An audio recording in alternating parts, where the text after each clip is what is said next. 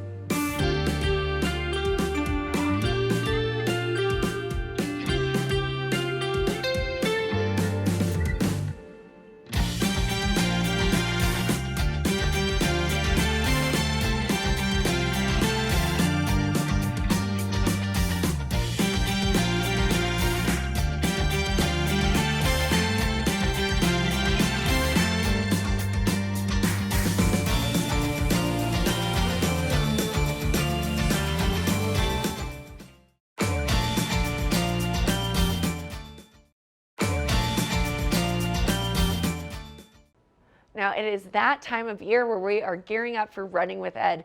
Who is Ed? Ed is education, all of the teachers in the community. This is a great fundraiser for you to get out with your friends and family. So let's take a look at that conversation all about it and how you can participate.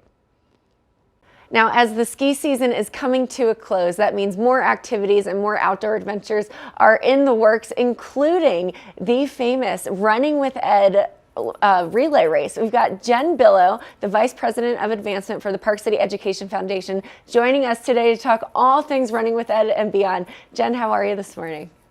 I'm great. Thank you for having me. Great to have you here. I love the conversation. I love Running with Ed. It's such a cool event and a great event for all people of all ages and all physical capabilities to get involved. So talk to me about Running with Ed and what it is.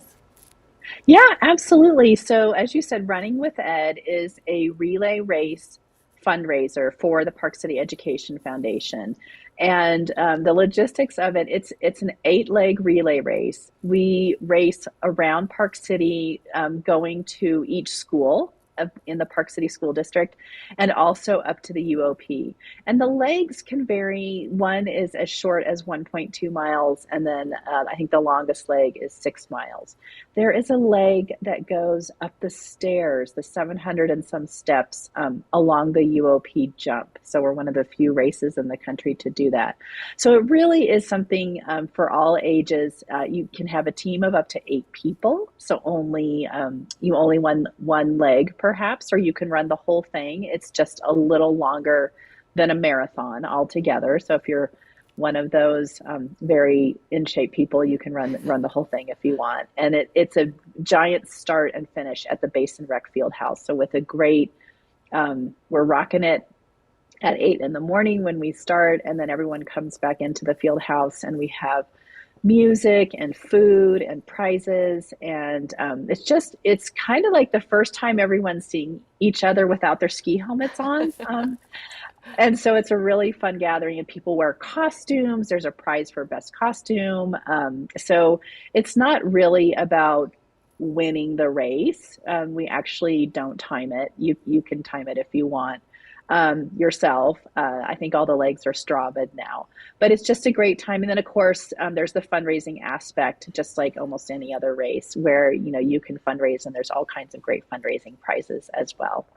Well, I love the energy around town during race day. It's so much fun, and leading up to it, you can just feel the support and the community and just the foundation that it builds throughout the year. So Running with Ed, it was started as a fundraiser for Park City Education Foundation. Talk to me about the fundraising aspect. How important is this event for you throughout the year?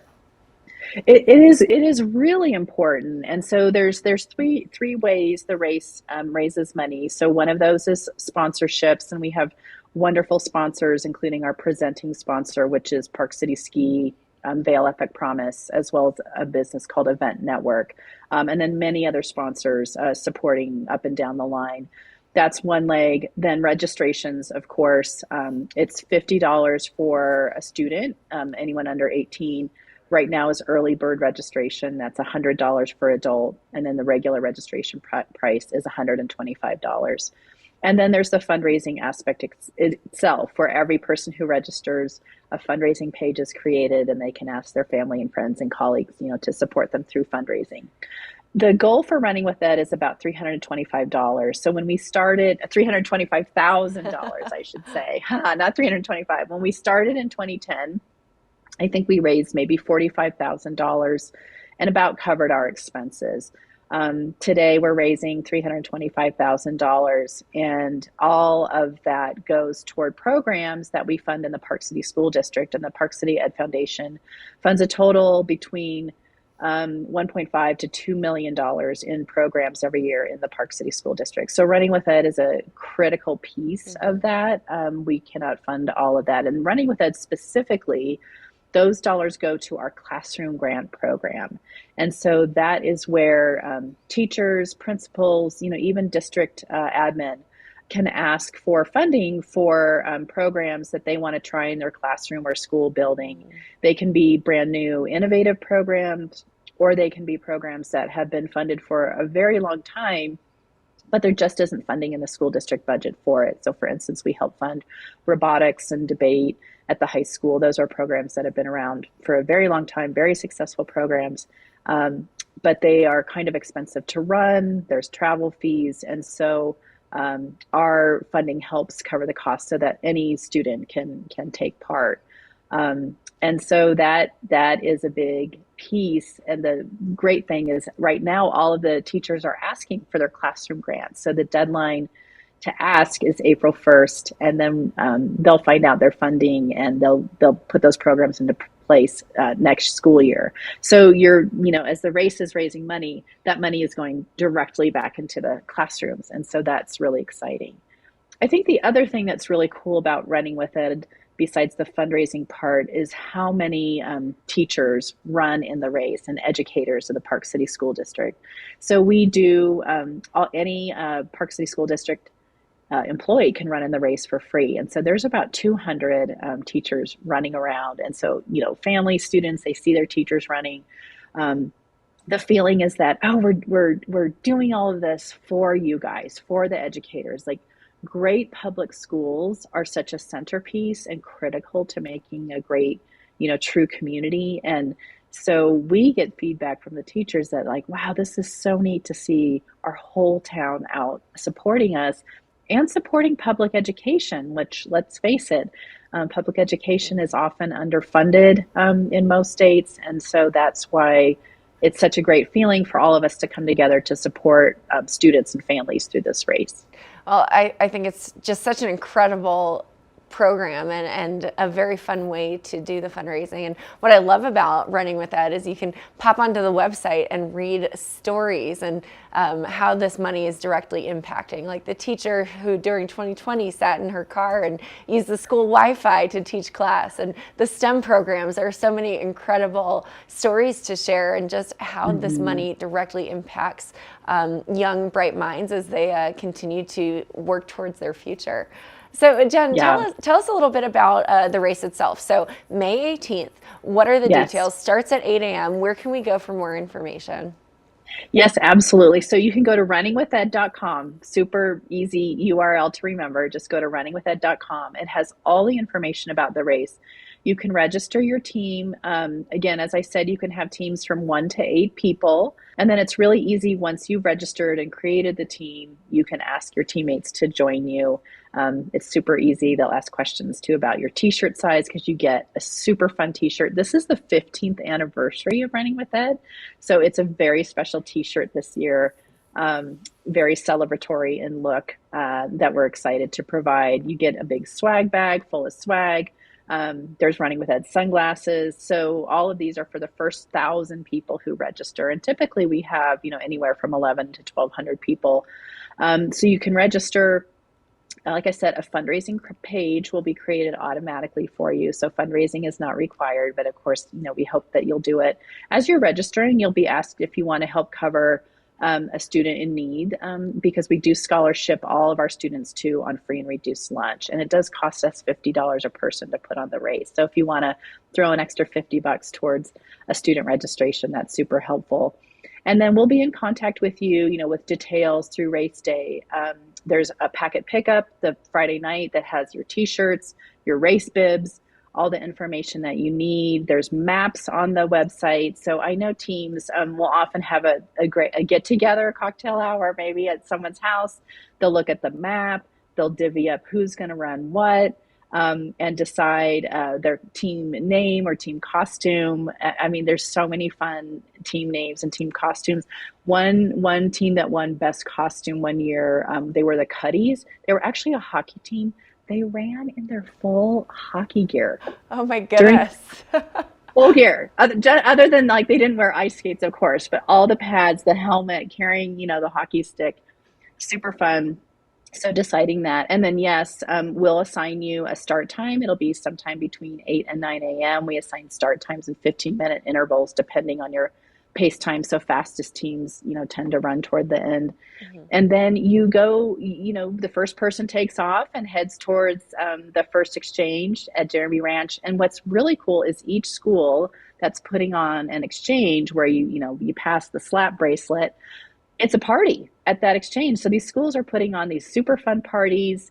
There's not a lot of healthy thing about it. There's chocolate covered strawberries or candy or I love that. We have found that no one picks up the bananas or the oranges. So each exchange is a party.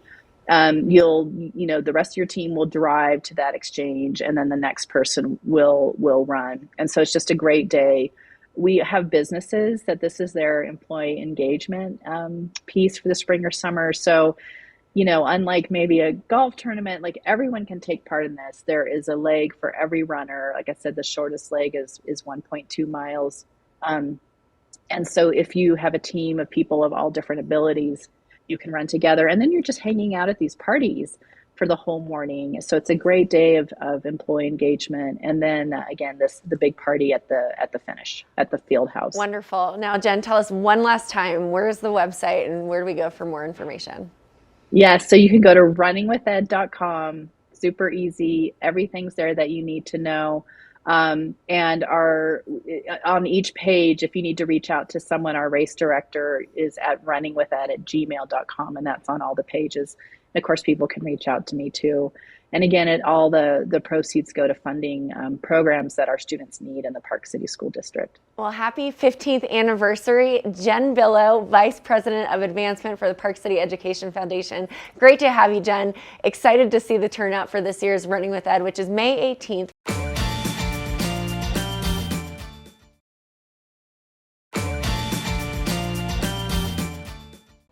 Now, I certainly love our next segment because Colorful Cooking with Tracy is always so informative. I love to be in the kitchen, but I love learning just as much. So let's take a look at this salmon recipe that Tracy has to show us.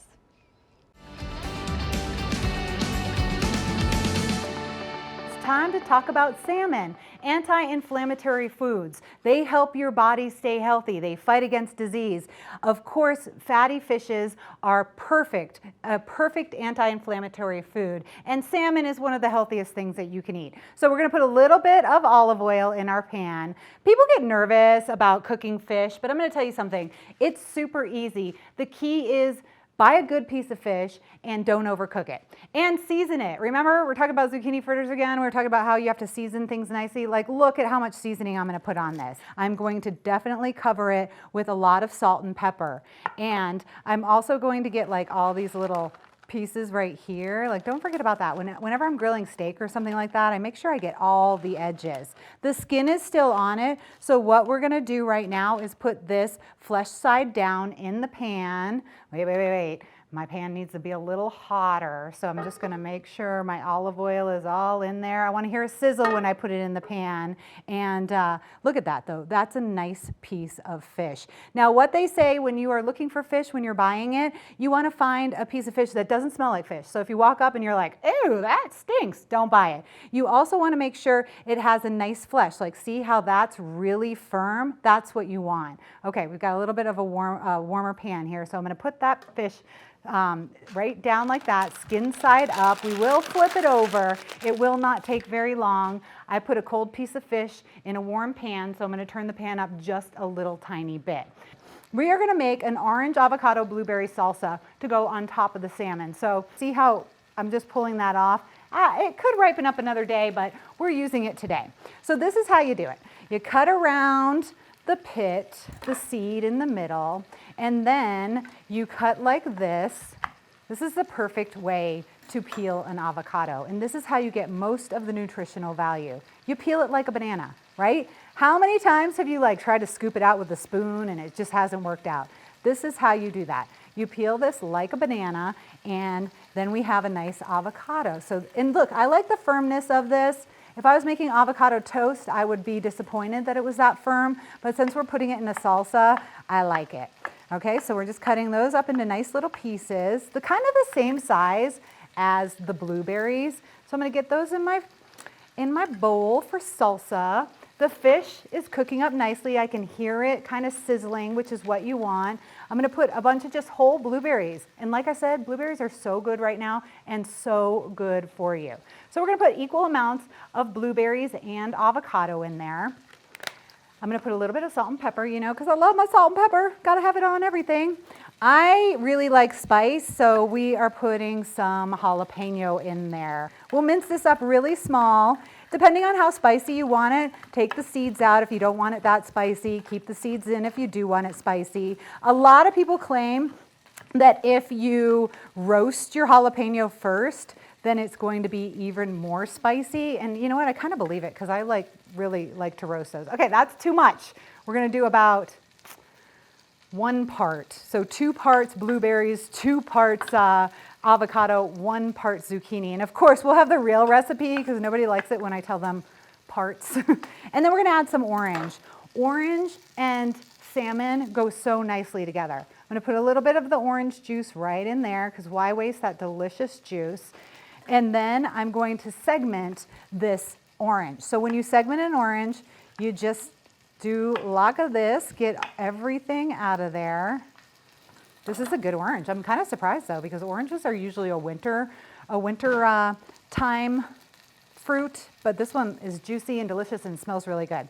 Okay, and then we're gonna segment it like that.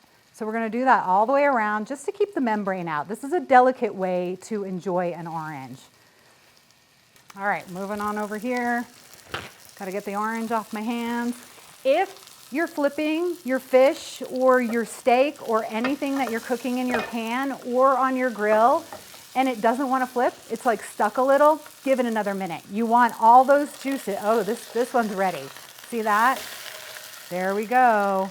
And it's starting to cook. I can see that it's still pretty firm. We're going to cook it skin side down now because that is going to make the skin cook and then it'll easily come off. All right, so we've got some orange in there and some jalapeno, some blueberries, starting to get a little messy over here, some blueberries and some avocado. Now I'm going to put a little mint in there. This is actually the only plant that I grow.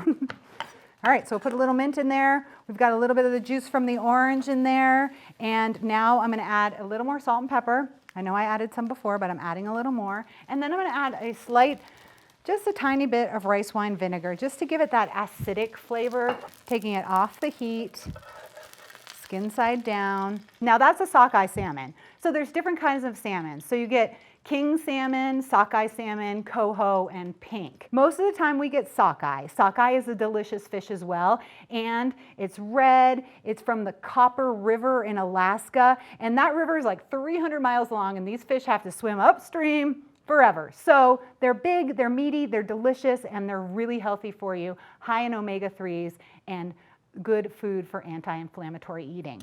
And then there's coho, and coho you can find as well, and that's kind of like sockeye coho is just a little bit below that, but it's still very delicious. Okay, there we go. We have our salmon. See, this is how I do it. I like just kind of touch it. See how it's firm like that? That means it's nice and done. Sockeye salmon with anti-inflammatory salsa on it. Go out there, cook, eat healthy, and enjoy yourself. Thanks for joining us.